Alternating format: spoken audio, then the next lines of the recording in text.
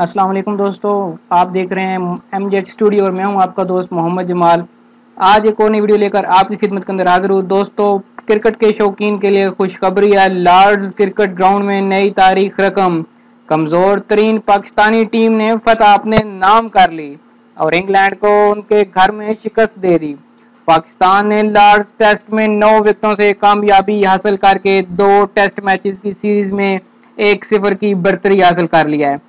पाकिस्तान की जानब से अजहर अली और इमामुल हक ने इनिंग्स ओपन की थी, ताम 12 के मजमूई स्कोर पर पाकिस्तान की पहली विकेट गिर गई जब अजहर अली जेम्स एंडरसन के हाथों बोल्ड हो गए। नंबर 3 पर आने वाले हारिस सोहेल ने इमामुल हक के साथ मिलकर दूसरी विकेट के लिए 54 रन की नाकाबिले शिकस्त इनिंग्स खेली और अपनी टीम को कामयाबी से हमकिनार कराया। हारिस 39 और इमामुल हक 18 रन के साथ नाकाबिले शिकस्त रहे। इंग्लैंड के लिए कामयाब बॉलर एंडरसन रहे। इससे कबल चौथे दिन की आगाज पारी इंग्लैंड अपने गुज़श्ता शब के स्कोर में ज्यादा इजाफा न कर सका और उसकी 4 विकेटें यके बाद दीगरे गिर गईं। पाकिस्तान की जानब से दूसरी इनिंग्स में मोहम्मद आमर और मोहम्मद अब्बास ने 4-4 विकेटें हासिल की, जबकि शादाब खान ने 2 खिलाड़ियों को आउट किया। इंग्लैंड के कल के नॉट आउट बल्लेबाज जोस बटलर खेल शुरू होने के आगाज में ही मोहम्मद अब्बास का शिकार बन गए और अगले ही ओवर में मोहम्मद आर्मर ने मार्क वुड को सरफराज के हाथों कैच आउट करवा दिया। इसके बाद मोहम्मद अब्बास ने स्टुअर्ट ब्रॉड को 0 के स्कोर पर आउट कर दिया। इंग्लैंड की आखिरी विकेट मोहम्मद आमर ने हासिल की जब उन्होंने डोम बेस को बोल्ड कर दिया।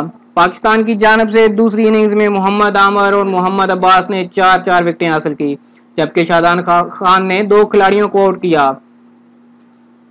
आपको बताता चलूं कि टेस्ट के तीसरे दिन जोस बटलर और डोम बेस ने 7वीं विकेट की शिराकत में 126 कीमती रन का इजाफा किया था। जब ये दोनों बल्लेबाज क्रीज पर आए तो सिर्फ 110 के स्कोर पर इंग्लैंड की 6 विकेटें गिर चुकी थीं और बजाय इस पर इनिंग्स की शिकस्त के खतरात मंडला रहे थे, लेकिन इन दोनों खिलाड़ियों ने पाकिस्तानी फास्ट बॉलरों और शादाब खान को बहुत उमगी से खेला और तीसरे रोज खत्म करने की उम्मीद तोड़ दी। याद रहे कि बाबर आजम के जख्मी होने की वजह से पाकिस्तान के पास इस मैच में 1 विकेट कम हो गई थी। मैच के दूसरे रोज बाबर आजम 68 के इनफरादी स्कोर पर बेन स्टोक्स के एक बाउंसर से बचने की कोशिश में जख्मी होकर अपनी बैटिंग जारी न रख सके थे और उन्हें मैदान से बाहर जाना पड़ा था। पाकिस्तानी टीम के फिजियोथेरेपिस्ट कल्फ डैगन ने बाद में बताया कि एक्सरे में उनकी बाएं कलाई की हड्डी में फ्रैक्चर की तस्दीक हो गई है। बाबर आजम इंग्लैंड के खिलाफ बकिया सीरीज नहीं खेल सकेंगे। पाकिस्तान की जानब से पहली इनिंग्स में टॉप स्कोरर भी बाबर आजम ही रहे थे। उसके अलावा पाकिस्तान के टॉप ऑर्डर ने अच्छी कारकर्दगी दिखाई। अजहर अली ने 50, असद शफीक ने 59 और शादाब खान ने 52 रन बनाए थे। दोस्तों, मैच समरी आपको बताता चलूं कि इंग्लैंड ने टॉस जीतकर पहले खुद बैटिंग करने का फैसला किया था और अपनी पहली इनिंग्स में 184 के स्कोर पर ऑल आउट हो गई थी, जबकि वो सिर्फ 58.2 ओवर्स ही खेल पाए थे। जब पाकिस्तान ने 184 रन के ताकुब में अपनी इनिंग्स का आगाज किया तो पाकिस्तान ने अपनी पहली इनिंग्स में 363 रन की इनिंग्स खेली और उसने 114.3 ओवर्स का सामना किया और उनके तमाम खिलाड़ी आउट हो गए, जिसके अंदर बाबर आजम 68 रन के साथ टॉप स्कोरर रहे। उसके बाद असद शफीक और इंग्लैंड की तरफ से एंडरसन ने 82 रन के एवज 3 खिलाड़ियों को आउट किया और बेन स्टोक्स ने 73 रन के एवज 3 विकेटें ली।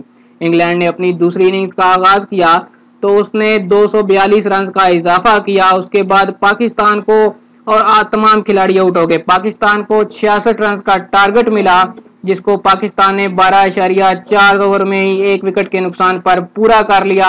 दूसरी इनिंग्स में हारिस सोहेल 39 रन पर और इमामुल हक 18 रन के साथ नॉट आउट रहे, जबकि एंडरसन को 1 विकेट मिली। आपको बताता चलूं कि पाकिस्तान ने तारीखी फतह अपने नाम कर ली, जिसमें तारीखी ग्राउंड में इंग्लैंड को उनके अपने घर के अंदर ही घुसकर एक अच्छे मार्जिन से हराकर टेस्ट सीरीज में 1-0 से बढ़तरी हासिल कर ली। जी तो दोस्तों, ये थी क्रिकेट के शायकीन के लिए एक ब्रेकिंग न्यूज। उम्मीद करता हूँ ये वीडियो आपको पसंद आई होगी। पसंद आई है तो लाइक करें, कमेंट करके अपनी राय से जरूर आगाह कीजिएगा कि ये वीडियो आपको कैसी लगी और पाकिस्तान की फतह के ऊपर आप क्या कहते हैं।